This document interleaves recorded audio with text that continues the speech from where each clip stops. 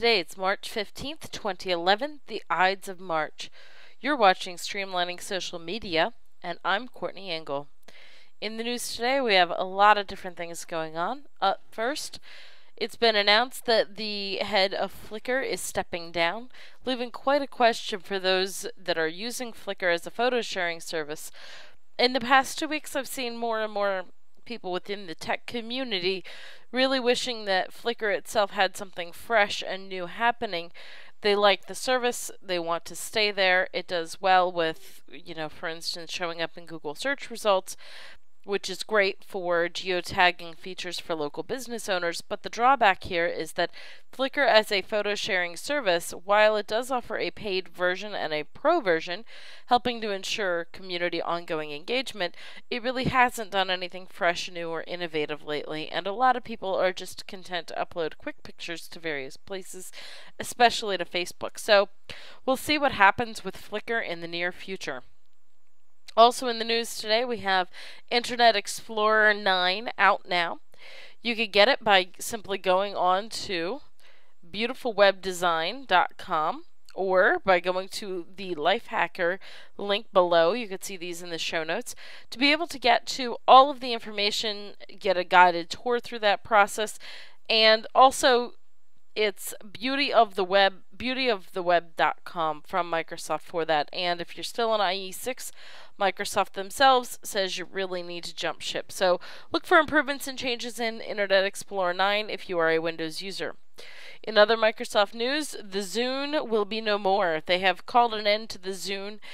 I'm not sure if it's because they're more focused on IE9, on the Kinect, the leading seller of different PC peripherals or gaming console peripherals.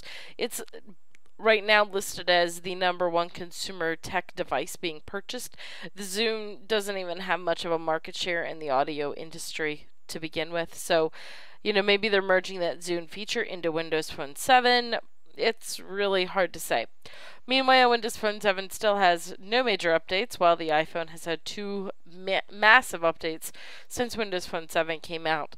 Microsoft is leading the way in certain products and deciding it's not worth their time in other products. Interesting to check out, though. Great little web app that I came across today is loadsin.com, and it will show you exactly how quickly your website loads. So you want to make sure that you have a quick load time for your website. Take a look, compare your site with other sites as well, and get a good idea of how quickly your page will load. Next up is a neat little app called Time Flies for the iPhone. Time Flies, similar to Wunderlist or the Things app, except in reverse order. The other two are apps that allow you to quickly check and see what things you need to do, whereas this application is the reverse. This application will tell you what you have done for the day. So you check off your things and it shows you, here's all the things that you have done. So you could check that out. Lifehacker has a great article on it, or you could get it in the iTunes store. Next up, New York Times had posted a fantastic article on what to do when you get a negative listing on sites like Yelp or other places. I thought that the transparency that this particular business owner in the article talked about was fantastic. It happens to be in New York City, a restaurant that was open on New Year's Eve, was about to close shop for 2 months, and was going through a transition from the Christmas menu to the New Year's Eve menu. And a customer, as we can imagine, when dissatisfied, will go to great lengths to publicly dispel any hope or possible idea of the restaurant. And this customer in particular had gone to extensive lengths, not just with Yelp, but lots of other review sites as well, and promises to continue posting on many other review sites. That said, the New York Times article did a great write-up on how the business owner responded to that.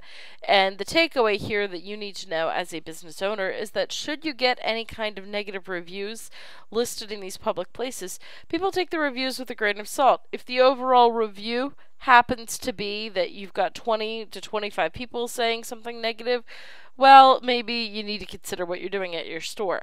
On the flip side, if you've only got one negative review showing up, whether it's Yelp, Google Places, etc., and lots of other positive positive feedback going on across the web, then overall that's one dissatisfied customer, and you could try to do something with that particular customer, but you may not be able to. So just know that Yelp exists and a lot of these other review services, and you can't stop bad reviews, but the takeaway is don't sweat the small stuff. Respond to the best of your ability. Quick, in other news, is a great little video on demand service. Quick allows you to live stream from an iPhone and Android, etc. And today Quick announced for their iPhone app in particular, but I would assume it's coming soon for their Android app, that their tie-in with Skype will soon allow you to enable quick video chats going on and allow you to leave a video voicemail for somebody using another iOS device, whether that's an iPhone or the new iPads, etc. So a while ago, Quick was purchased by Skype, and it's interesting that Skype is allowing the Quick brand to create new content under that brand, though it's owned by Skype. So again, you can feel free to check that out over in the App Store. Next up, found a fantastic article on LinkedIn. This one is the quick rundown of everything that you need to know. It is the LinkedIn Bible. And so you can see as you navigate through this site, it gives you different sections here. The features, privacy settings you need to know, how to company follow, how to use groups, etc. And then as you go through the sections listed here, there are lots and lots of other tips and tools available for you. So it is a one-stop LinkedIn article. Be sure to check that out. It's the LinkedIn Bible, everything you need to know for social networking.